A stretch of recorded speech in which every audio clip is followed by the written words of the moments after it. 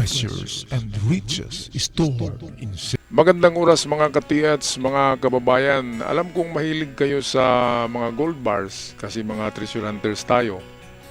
Kaya ang ating episode ngayon ay ang ating gold reserve ng Pilipinas. Tumaas nga ba ito magmula nung hindi pa nakaupo si PBBM?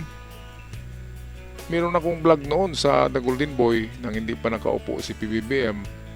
Ay nasa 122 tons yata o 121 tons ang ating gold reserves. So 121 tons noong mga 2015 to 2017.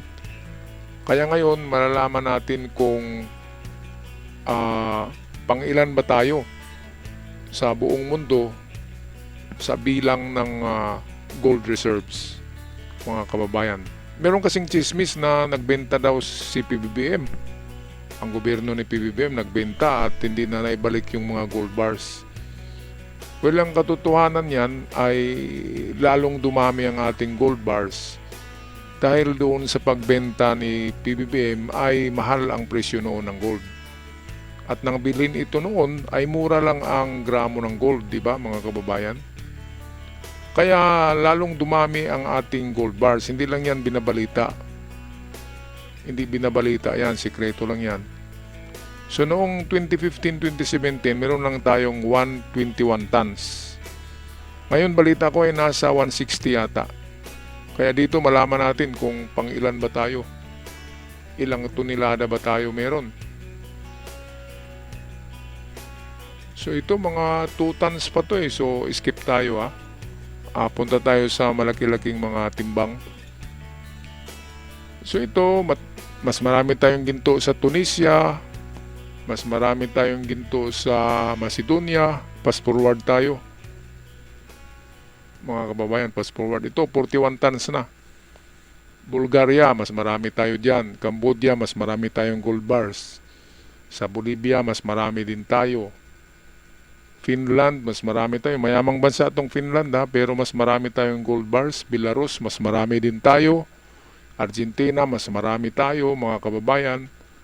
Kaya hindi kulilat talaga ang Pilipinas pagdating sa ginto dahil ang nag-set up nitong Central Bank of the Philippines sa isang treasure hunter na presidente.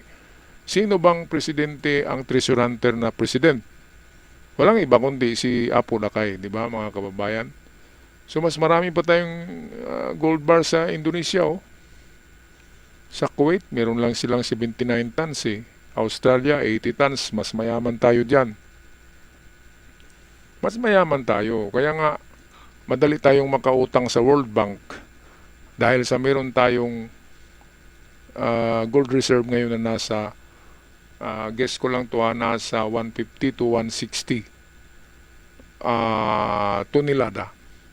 Okay, pero noong 2015 nasa 121 tons lang to, mga kababayan.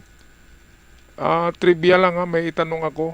Sino kayang nagnakaw ng mga gold bars natin diyan sa basement ng Central Bank? Kasi noong pinatalsik si FM, pinatalsik si Apo Lakay, ay meron pang naiwan daw diyan na 400 tons na gold bars sa basement ng Central Bank. Pero ngayon nang ipakita yan noong 2015 ay meron lang tayong 121 tons of gold bars sa basement ng Central Bank, mga kababayan. Pero so ngayon ay tumaas na yan dahil sa siyempre yung ibang presidente noon nagbenta and then kumita, dinagdag pagbili ng gold bars. Sa kay PBBM dahil parang trading, nagbenta nga sila ng tumaas ang presyo ng gold. Kaya nang bumalik sa pagbaba ang presyo ng gold, bumili ang Pilipinas ng maraming gold bars at dinagdagan yung ating gold reserve. So mayroong naidagdag na nasa 15 tons. 15 tons, marami-rami na rin yan na nabili natin. Karamihan dyan ay sa panahon ni PBBM ang trading ng gold. At nakabili tayo ng bagong mga gold bars na mura ang pagbili natin, na timing yun. Na pagbenta natin, pagbenta ni PBBM ay mahal ang presyo ng ginto at nang bumili tayo ay yung pagbagsak ng presyo ng ginto. Kaya meron tayong profit at nadagdagan ang dami ng ating gold reserve. Okay, patuloy tayo. South Korea, mas marami tayo. Greece, mas marami tayong ginto. Ito malapit na tayo. Kasi 120 tons na to. South Africa, 125 tons. Sweden, 126. Ayan, no? Noong 2015, magkasunod lang tayo sa Sweden, eh. Ngayon ay umangat tayo, umangat. Ito Egypt, 126. Mayaman pa tayo sa Egypt at Brazil, oh. Kahit sa Iraq pala, mayaman tayo. Yan ang katotohanan, mga kababayan. Mas mayaman tayo sa ibang bansa. Problema nga lang, maraming talagang magnanakaw. Sa Pilipinas, pinagnanakaw ang ating... Nako, ito ng Philippines, oh. Hindi ko akalain 165. Wow. Akala ko 160 lang, eh. O balikan natin, ha. O Egypt, 126 tons yan. Brazil, 130 tons. Mayaman pa tayo sa Brazil at Iraq, oh. Iraq, mayroon lamang 133. Libya, 147. Ito pala, Venezuela. Ay, nalampasan natin ang Venezuela, ha. Noong 2025, ang Venezuela ay nauna sa atin. Mas marami na tayong ginto ngayon kaysa Venezuela. Ayan, oh. 165 tons, mga ka-TH. Hindi ako ang gumawa niya na. So, yan ang good news sa Pilipinas. Dumami ang ating gold bars ng halos 30 tons. Kasi 121 noon, eh. Bago umupo si PBBM, 121 tons. Bakit nagiging 165 ngayon? Diba? So, nadagdagan siya ng 40 plus. 40 plus tons. Ang dami-dami ng nadagdag, no, mga kababayan. Dami ng ginto dyan. Ay baka, pag mapatalsik si PBBM, baka nanakawin na naman yan. At babalik yan sa 100 tons. Okay, so tingnan natin ang nasa itaas. Sino bang mayaman? China, Russia, Amerika, Japan. Yung apat na yan, na Germany, France. Yun yung mga superpower, eh. O tingnan ay Thailand, oh. Mas mayaman pala sa atin ang Thailand. O ngayon, malalaman nyo na sino ba talagang mayaman, China ba o Amerika.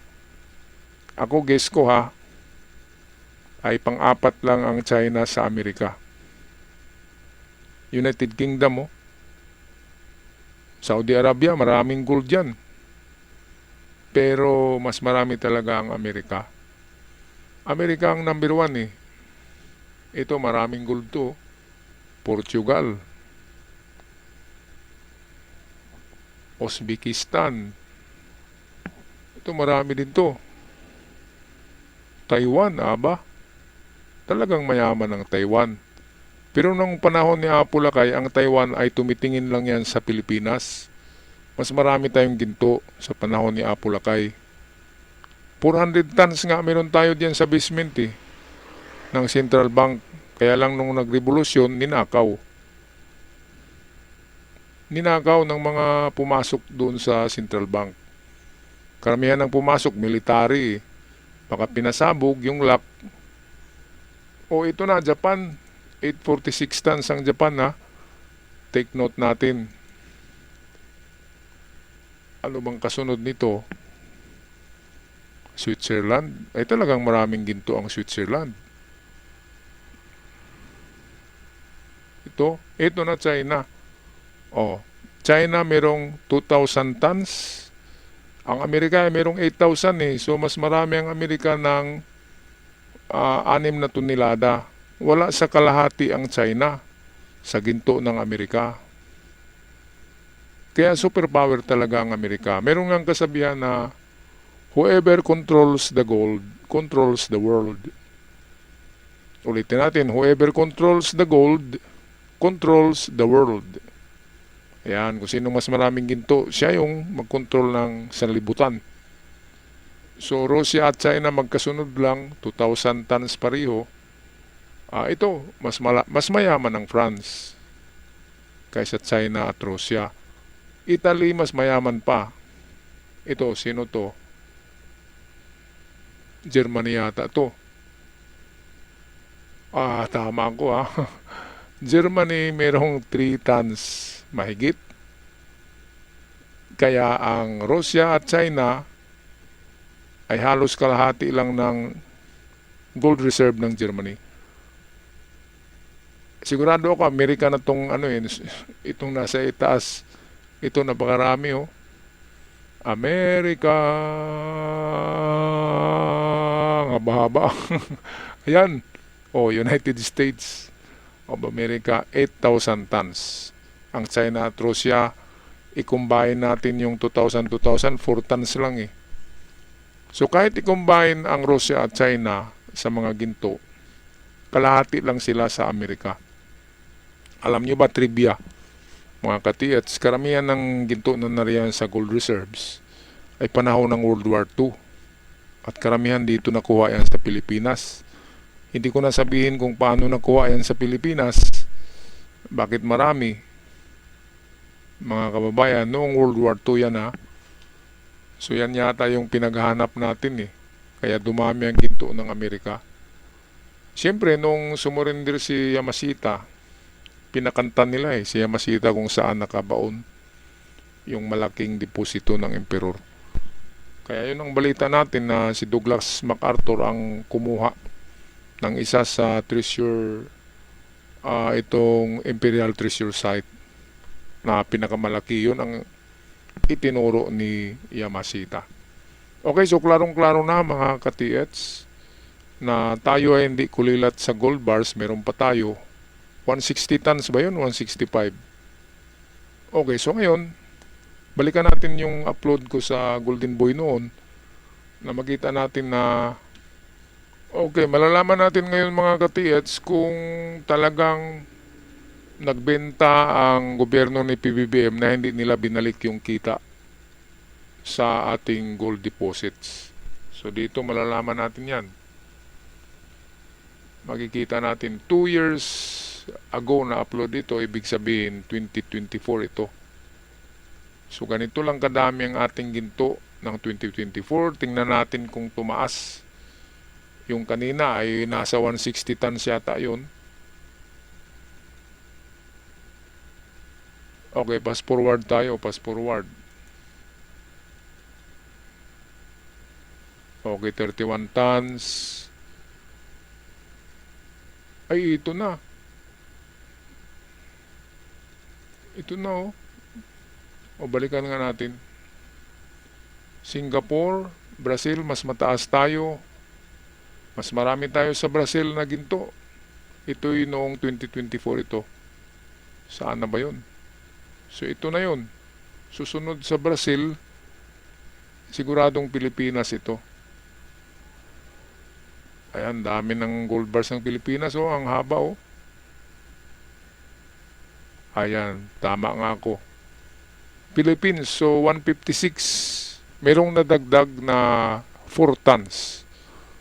Saan ba kayo niyan, mga katiyets? Kung nadagdagan ng 4 tons, ang dami-dami ng 4 tons Ang hinahanap natin na mga banker ay 1 ton lang Ang nadagdag ni PBBM, kasi 2024 ito, sa panahon to ni PBBM, nakapagdagdag si PBBM ng 4 tons sa ating gold reserve. So yan ang totoo niyan, mga katiyets. Walang halong politika. Hindi naman talaga ako loyalista ni PBBM. Ako'y loyalista ng kanyang ama, ni FM, dahil nga sa treasure hunting.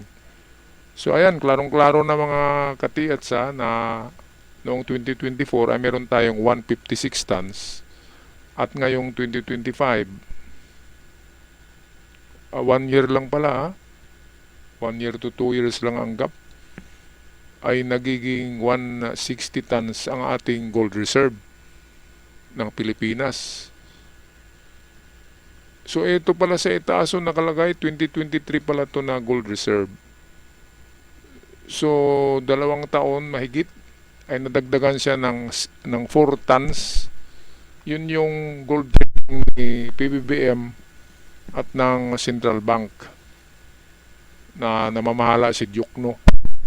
So nag-trading sila noong 2024 yata, nagbenta sila o 25 ng maraming gold bars, tapos sabi ng karamihan ay wala na, ninakaw na yun, hindi na yun makabalik. Sabi ni Diokno, bumili sila ng mga bagong gold bars. At totoo pala na nadagdagan ng ating gold reserves dahil sa pagbenta nila ng panahon na mas mataas ang presyo ng gold. At bumili muli ang Central Bank ng gold bars ng panahon na bumaba ang presyo ng gold. Kaya yan ang trading, mga kababayan. Kaya aking payo sa inyo, ako ngayon ay itong installment of gold jewelry sa Palawan. Palawan, yung jewelry store. At siyempre, tinatiming ko siya na mababa ang presyo ng gold bago ako installment. At siyempre, pagtanda natin, kapag meron tayong ginto, mas mahal na eh. Pag after 10 years, 5 years, ang ginto ay doble-doble na yan. Kaya magandang investment talaga ang ginto, mga kababayan. Kaya mag-umpisa na kayong dumalaw sa mga jewelry store. At huwag niyong bilhin ng cash kasi mabigat. Installment lang, 1 year installment, yung ganun. And then kapag paid up na, install na naman muli. Kasi pagdating ng panahon, kapag marami tayong ginto, sigurado ang buhay natin sa pagtanda. Hindi yung pagtanda na kawawa tayo, mga ka-TH.